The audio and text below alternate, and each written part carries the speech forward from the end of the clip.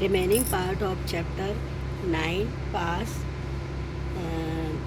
4 number काव्यांश है। सबसे खतरनाक वह चांद होता है जो हर हत्याकांड के बाद वीरान हुए आंगनों में चढ़ता है, पर आपकी आंखों को मिर्ची की तरह नहीं गड़ता।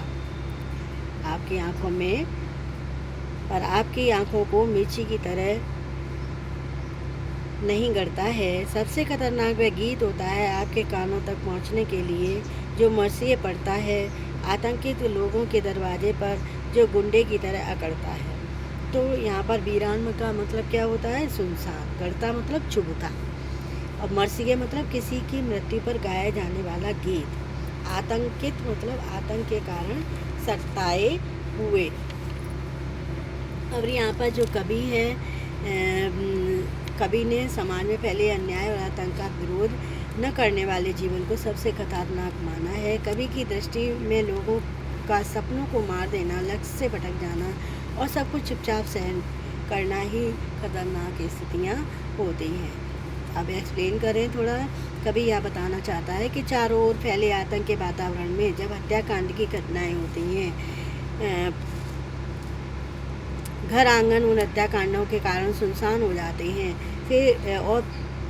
फिर भी जो चांद जो आसमान में निकलकर उन वीरान स्थानों पर भी रोशनी बिखेरता है, वह सबसे खतरनाक है। और उससे भी खतरनाक वह स्थिति है कि कुछ लोग उस चांद की चांदनी का आनंद लेते हैं। वह उन लोगों की आंखों में मिर्चों की तरह नहीं लगता, अभी तो वह तो उन्हें खुशी देता है। यहाँ कभी प्रतीकात्मक की शब्दावली के माध्यम से बताता है कि आज जब आतंकी गतिविधियों के कारण लाखों लोग हत्याकांडों के बलि चढ़ जाते हैं, तो अन्य लोग उनके गम में शरीक होने के बजाय अपनी खुशियों में मगन रहते हैं। जिनके घर के सदस्य मृत्यु की गोद में सो जाते हैं, जिनके घर वीरान हो जाते हैं, उनके दुखों को बांटने की अपेक्षा लोग अपनी खुशियों में लीन रहते हैं। ये आतंकी गतिविधियाँ, ये प्रतिकूलताएं उन लोगों को कोई दुख नहीं पहुंचाती। यह स्थिति बहुत खतरनाक होती है। कभी का मानना है कि वह गीत खतरनाक है जिसे लोगों तक पहुंचने के लिए मरसिए पढ़ने पड़ते हैं। मतलब ये है कि जो लोगों की लाशों के करुण रुदन से उठता है, उस मरसियों को भी लोगों को बोल बोल के सुनाना पड़ता है। इसे सुनकर भी लोगों के मन में विरोध की अग्नि नहीं सुलगती। वह स्थिति खतरनाक है जिसमें आतंक से पीड़ित लोगों के दरवाजे पर करुण रुदन का गीत गुंडे की भांता करता रहता है, परंतु लोगों का खून नहीं खौलता, उनके संकल्प नहीं जागते, वे इस करुण रुदन के गीत को दबाने के लिए नहीं उठते। अब हम आपको बताते हैं काव्यांश से रिलेटेड प्रश्न और उनके उत्तर। तो प्रश्न ये है कि कवि ने किस समाज को सबसे खतरनाक माना है? तो उत्तर है, कवि ने समाज में फैले अन्याय और आतंक का विरोध न करने वाले जीवन को सबसे खतरनाक माना है। अगला प्रश्न है कि कवि पाश की दृष्टि में सबसे खतरनाक स्थितियाँ कौन सी हैं? तो उत्तर है लोगों का सपनों को मार देना, लक्ष्य से भटक जाना और सब कुछ चुपचाप सहन करना ही खतरनाक स्थितियाँ हैं। अगला प्रश्न है, कवि ने लोगों की किस आदत को खतरनाक माना है? तो उत्तर है, कवि ने आतंक के पश्चात लोगों के सहने की और विरोध न करने की आदत को खतरनाक माना है। आपके कानों तक मरसिया आपके कानों तक पहुंचाने के लिए जो मरसिया पड़ता है। पंक्ति का आशय स्पष्ट करना है। तो पंक्ति का आशय यह है कि वह गीत खतरनाक है जिसे लोगों तक पहुंचाने के लिए मरसिए अर्थात लाश या किसी मूर्ति पर गाया जाने वाला गीत जब करुण रुदन से उठता है।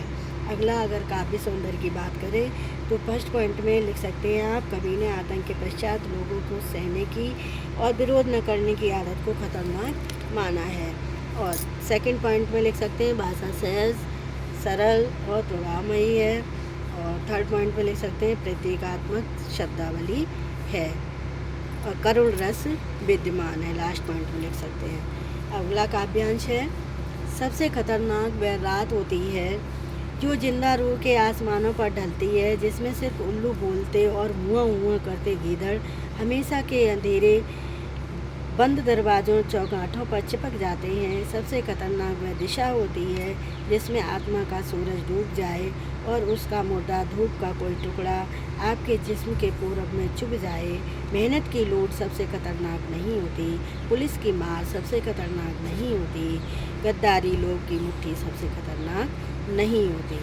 तो यहाँ पर चौगाठों जो आया है शब्द, इसका मतलब होता है चौखट, चौखटों जो दरवाजे की होती है चौखट वो, और रूह का मतलब आत्मा, और जिस्म का मतलब क्या होता है, शरीर। तो यहाँ पर कवि ने उसको अपना के स्थिति को खतरनाक माना है जिसमें लोगों के प्रतिकूलताओं के जूझने के संकल्प छीन पड़ते जा रहे हैं, लोगों के सपने मरते जा रहे हैं और लोग चुपचाप अन्याय को सहन कर रहे हैं। तो थोड़ा एक्सप्लेन करते हैं। कवि ने यहाँ उस रात को खतरनाक माना है जो जीवित लोगों की आत्माओं रूपी आसमानों पर पूरे अंधकार के साथ गिराती हैं। कवि का मतलब ये है कि आतंकी गतिविधियों के पश्चात मृत लोगों के परिवार वालों पर बड़ी भारी विपत्ति आन पड़ती है। जीवित परिवारजनों पर दुखों की काली रात आ जाती है। कोई उनके दुख को बांटने वाला नहीं होता। इस दुख की काली वीरान रात में केवल चारों ओर सन्नाटा ही सन्नाटा होता है, जिसमें उनके करुण रुदन और सामाजिक विद्रूपताओं की आवाज़ें ही उठती रहती हैं। कवि का कहना है कि वीरान खतरनाक रात में केवल उल्लू बोलते हैं, गीदड़ों की हुआ की आवाज़ें उठती रहती हैं। ये उल्लू और गीदड़ मानो अंधेरे से घिरे दरवाज़ों और चौखटों पर हमेशा के लिए चिपक जाते हैं। कवि प्रतीकात्मक शब्दावली में कहना चाहता है कि सामाजिक आतंकी क्रियाएं एवं विद्रूपताएँ जिंदगी में ऐसी दुखों की काली रात दे जाती है जिनमें करुण रुदन रूपी उल्लू और गीदड़ चिल्लाते रहते हैं। जीवन भर इन क्रियाओं को याद कर जीवित लोग प्रियजनों की याद में खोए रहते हैं। वे यादें उनके मन रूपी दरवाज़ों और चौखटों पर चिपक जाती हैं। सबसे खतरनाक वह स्थिति होती है जिसमें आत्मा रूपी सूरज डूब जाता है। आत्मा में कोई आस की किरण नहीं रहती, उनके सभी सवाल बेमानी हो जाते हैं। उस आत्मा में यदि धूप के टुकड़े के समान कोई आशा की किरण फूटती भी है तो वह भी मृत प्राय ही होती है, जो अपने ही शरीर रूपी पूर्व दिशा में चुभकर उसे लहूलुहान करती रहती है। कवि का मतलब ये है कि लोगों ने अब अन्याय को सहना ही अपनी नियति मान लिया है। आत्मा मानो मृत के समान तटस्थ है। सामाजिक विद्रूपताओं को देख उसमें कोई गतिशीलता नहीं होती। स्थितियों को बदलने के लिए यदि कोई आस उठती भी है तो वह भी दुख देकर फिर दब जाती है। यही स्थिति खतरनाक है। मेहनत की राशि कोई लूट ले, पुलिस अकारण ही पकड़कर मारे, गद्दारी और लोभ से मानव मुट्ठियाँ भर ले, ये स्थितियाँ इतनी खतरनाक नहीं होती जितना कि सपनों का मर जाना, अन्याय को सहना, विद्रूपता, प्रतिकूलताओं, विपरीत परिस्थितियों को तटस्थ होकर देखते रहना खतरनाक है। अब काव्यांश से रिलेटेड क्वेश्चन आंसर पूछना चाहते हैं। तो फर्स्ट क्वेश्चन ये है, कवि ने किस रात को खतरनाक माना है? तो उत्तर है, कवि ने उस रात को खतरनाक माना है जो जीवित लोगों की आत्मा रूपी आसमानों पर पूरे अंधकार के साथ घिर जाती है। अगला प्रश्न है, आतंकी गतिविधियों से ग्रस्त दुखी परिवारजनों की स्थिति कैसी होती है? तो उत्तर है, आतंकी गतिविधियों के पश्चात मृत लोगों के परिवार वालों पर बड़ी भारी विपत्ति आन पड़ती है। जीवित परिवारजनों पर दुख की काली रात छा जाती है।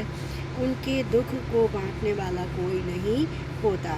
अगला प्रश्न है, कवि ने आत्मा को क्या माना है? तो उत्तर है, कवि ने आत्मा को मृत के समान तटस्थ माना है।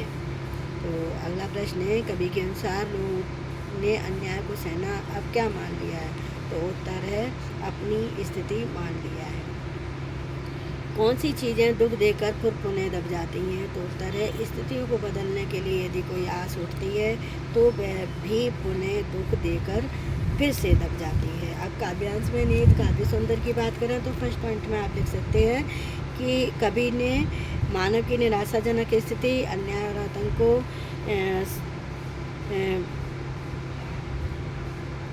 तटस्थ होकर सहने की स्थिति को खतरनाक माना है। दूसरा पॉइंट है, अनुप्रास रूपक और प्रवृत्ति प्रकाश अलंकारों का स्वाभाविक प्रयोग है। और अगला पॉइंट लिख सकते हो, करुण रस की सृष्टि है। और नेक्स्ट पॉइंट है, शब्द योजना सटीक एवं सार्थक है। तो ये चैप्टर फिनिश हो गया। और ये जो क्वेश्चन है कविता के साथ और कविता के आसपास वो कॉपी में लिखनी है और लर्नर राइट करनी है। Okay, thank